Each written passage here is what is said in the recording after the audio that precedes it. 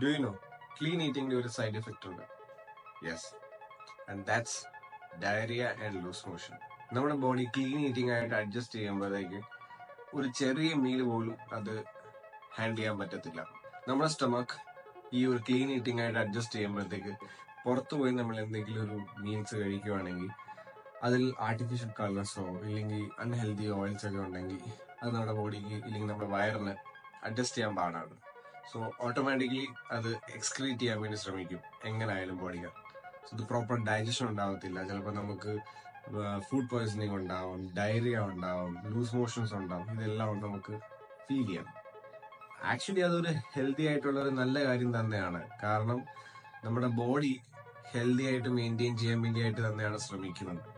അപ്പോൾ ജസ്റ്റ് നിങ്ങളൊന്ന് ആലോചിച്ച് നോക്കുക, പുറത്ത് പോയി ഒരുപാട് ജങ്ക് ഫുഡ് കഴിക്കുക അല്ലെങ്കിൽ അങ്ങനത്തെ അൺഹെൽത്തി ആയിട്ട് ഫുഡ്സ് കഴിക്കുന്നവർക്ക് അവർക്കൊന്നും ഇതൊരു പ്രശ്നം വരുന്നില്ലെങ്കിൽ അവരുടെ ബോഡിയുടെ അകത്ത് എന്തായിരിക്കും സംഭവിക്കുക? Just think.